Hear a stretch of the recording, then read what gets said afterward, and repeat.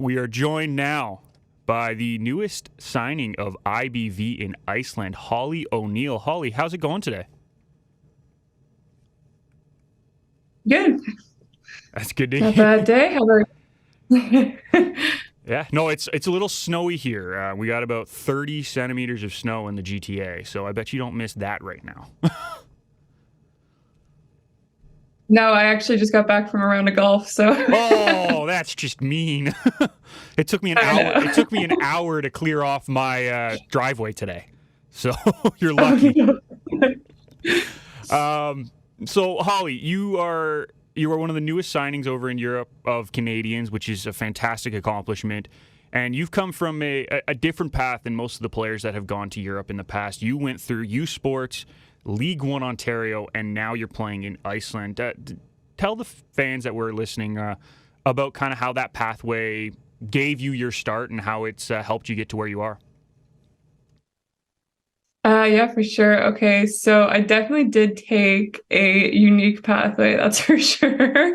And for those who don't know, I'm from Newfoundland, so very small province. And yeah, so I started off in youth sports. I mean, the university I played with when I originally joined, they were one of the top 10 in Canada. So like, it's a good university. Um, Anyways, in my final year there, I had a really good performance. Definitely my best in my 5 years. So that was a good way to go out. Absolutely. And then from there, I didn't really have much knowledge on League One previous to that because we don't have that back home.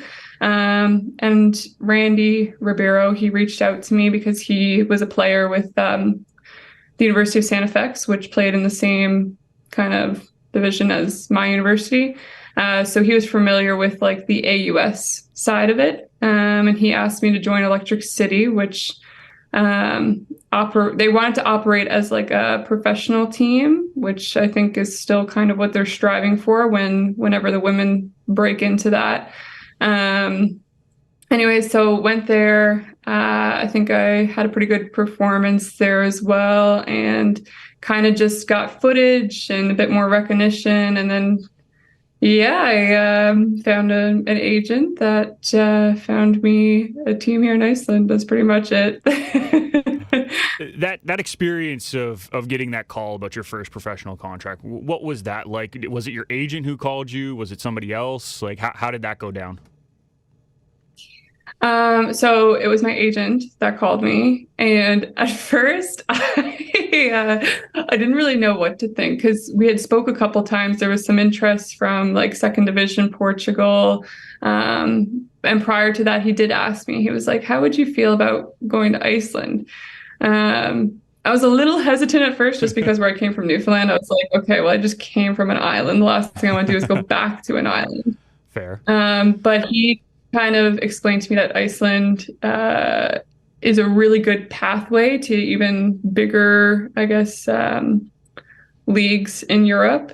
And he had a few clients that kind of came through there and went up through. So after discussing, like, I guess, kind of like having that conversation with him, I was really intrigued by it. And then I had the interview with the coach and some of the staff, and that went well. And then they forwarded on the contract, and I was like, "Whoa, I'm going to Iceland, I guess."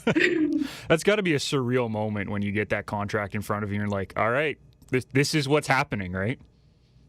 I swear, it actually didn't even like kind of sink in until I was on the plane ride over. It all happened so fast. It was like a blink of an eye. Yeah, so I mean, we've spoken with Nico about this before, but how fast does these kind of things progress? How fast did it happen for you? Pretty fast. So, okay. So back when I first left U Sport and I started in League One, it was kind of there that I realized, like, you know what? I can make the next step to the professional level. So I think it was like halfway through the season. I was like, hey, I want to make this jump.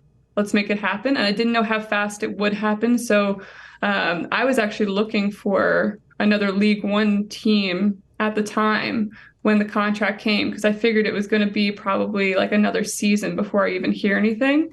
But no, it happens pretty quick. Like I guess you could say it was like 3 or 4 months, and I seen my first contract. Wow, that's incredible. In conversation with Holly O'Neill, IBV's newest Canadian signing, and Holly, you mentioned your success at the U Sports level, and you kind of underplayed it a little bit there when you were saying it.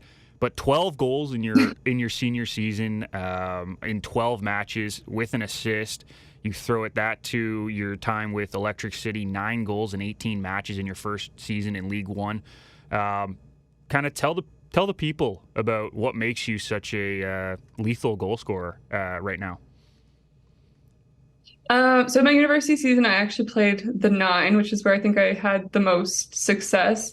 And I just kind of had it driven in my head at a very young age to attack the box. That's my quote from my coach.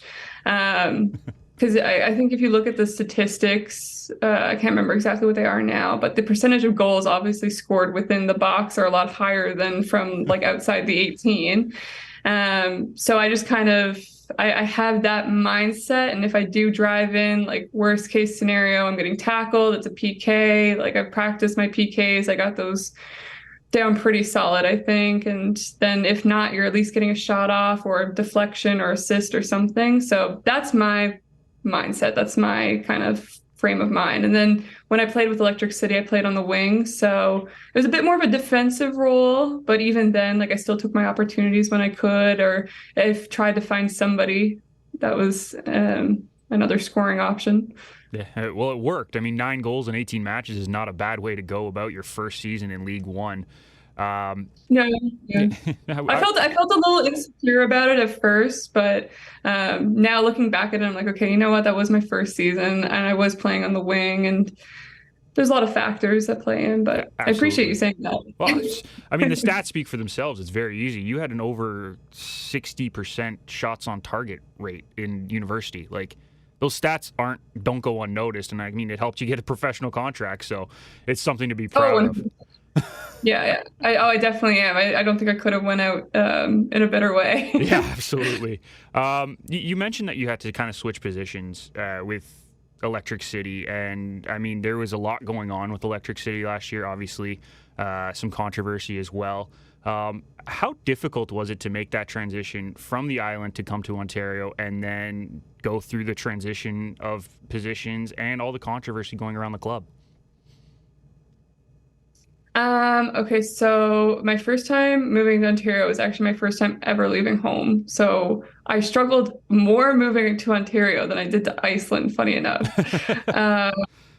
As for the transition of positions, for most of my university career, I actually did play as a winger because the striker that was playing there before me, she was like a first team All-Canadian almost every year. Like, you know what I mean? So I was kind of graduating into that position. So I was familiar with the wing, and I was kind of happy to be there because I like to operate in space.